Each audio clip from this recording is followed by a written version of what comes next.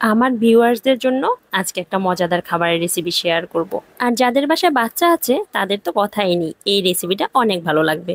তো গাইস, আজকে কিন্তু আমি চিকেন স্যান্ডউইচ তৈরি করব। স্যান্ডউইচের সব থেকে যে মেইন উপাদান তা হলো মেয়োনিজ তৈরি করা। এটা আমি প্রথমেই তৈরি করে নিয়েছি। আর সাথে নিয়েছি টমেটো, শসা, পেঁয়াজ, কাঁচামরিচ। আর চিকেনটাকে আমি সিদ্ধ করে নিয়েছি। আর স্যান্ডউইচ তৈরি করার জন্য তো ব্রেড লাগবেই, না হয় কিভাবে স্যান্ডউইচ তৈরি করব। ব্রেডের পাশটা কেটে ফেলে দিয়েছি, মাছ বরাবর কেটে নিয়েছি। আমি যে কয়টা স্যান্ডউইচ তৈরি করব সেই কয়টা ব্রেডে কেটে নিয়েছি।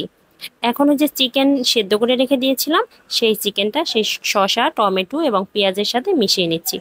অনেকে আবার এই চিকেনের সাথে ডিম সিদ্ধ দিয়ে দেয়, তাহলে টেস্ট একটু ভালো আসে, কিন্তু আমি ডিম আজকে আর অ্যাড করব না।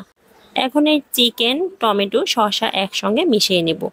এর জন্য দিয়ে দিচ্ছি টমেটো সস এবং দিয়ে দিচ্ছি সেই মেয়োনিজ তৈরি করা। এই মেয়োনিজটা কিন্তু আমি বাসায় তৈরি করে নিয়েছি। আর মেয়োনিজের রেসিপি যদি পেতে চান তাহলে অবশ্যই আমার ইউটিউব চ্যানেল এবং ফেসবুক পেজে অলরেডি দেওয়া আছে, সেই জায়গা থেকে আপনারা দেখে নিতে পারবেন। এখন এই সব উপকরণ একসঙ্গে নিয়ে দুটো কাঁটা চামচ নিয়ে খুব ভালোভাবে মিশিয়ে নিচ্ছি। এই সালাডটা কিন্তু খুব ভালোভাবে মেশাতে হবে, আর এটা যত মেশানো ভালো হবে স্যান্ডউইচ খেতে কিন্তু ততই টেস্ট হবে। তো আমি একটু ধৈর্য সহকারে এই সব উপকরণ একসঙ্গে মিশিয়ে নিয়েছি এবং দেখুন একদম আমার চিকেনটা কিন্তু রেডি হয়ে গিয়েছে।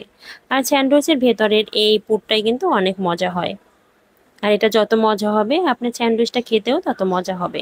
এখন একটা ব্রেডের স্লাইস নিয়ে আমি সেই স্লাইসের উপরে এই চিকেনের পুরটা দিয়ে দিচ্ছি। একটু পুরো করেই দিব, কারণ যেহেতু বাচ্চারা খাবে তারা আবার এই পুরটা দিলে একটু বেশি মজা পায়। এই জন্য আমি একটু পুরটা বেশি করে দিয়ে দিচ্ছি। একটা ব্রেডের উপরে পুর দেওয়া হয়ে গিয়েছে। এখন আমি এই উপর থেকে আর একটা ব্রেড দিয়ে দেব।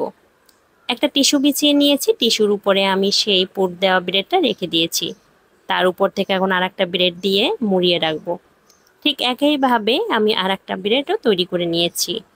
এভাবে আমি সব স্যান্ডউইচগুলো এক এক করে তৈরি করে নিয়েছি। আর এটা কিন্তু খুব সহজে তৈরি করে নিতে পারবেন, খুব একটা ঝামেলাও হয় না, আর বাচ্চারাও খেতে পছন্দ করে। ঝটপট খাওয়ার জন্য আপনার কিন্তু এই টাইপের একটা রেসিপি বাসায় তৈরি করা খুবই দরকার। আমি তো প্রায় প্রায় করে থাকি। আজকের রেসিপি কিন্তু দেখে আপনারাও বাসায় তৈরি করে নেবেন এবং আমাকে বেশি বেশি কমেন্ট করে জানাবেন আজকের রেসিপিটা কেমন হয়েছে। তো আমি 7টা স্যান্ডউইচ তৈরি করে নিয়েছি। তো খেতেও কিন্তু অসাধারণ হয়েছিল। এই দেখুন আমি এক এক করে সবগুলোই তৈরি করে নিয়েছি। আর আমি একটা স্যান্ডউইচের ভেতর দেখিয়ে দিচ্ছি কতটা ইয়ামি ছিল এবং মজা হয়েছিল। তো এই তো আজকে হয়ে গেল ঝটপট বিকালের নাস্তা। সন্ধ্যা এবং সকালে নাস্তার জন্য বাচ্চাদের এই টাইপের একটা টিফিন তৈরি করে দিতেই পারেন। তো যারা আমার এত সময় ধরে এই ভিডিওটা দেখেছেন তাদেরকে অসংখ্য ধন্যবাদ জানাচ্ছি। আর এই ধরনের একটি রেসিপি ট্রাই করে আমাকে অবশ্যই জানাবেন, আর খেতে কেমন হয়েছিল সেটাও জানাবেন। আজকে এই পর্যন্ত, সবাই অনেক ভালো থাকবেন।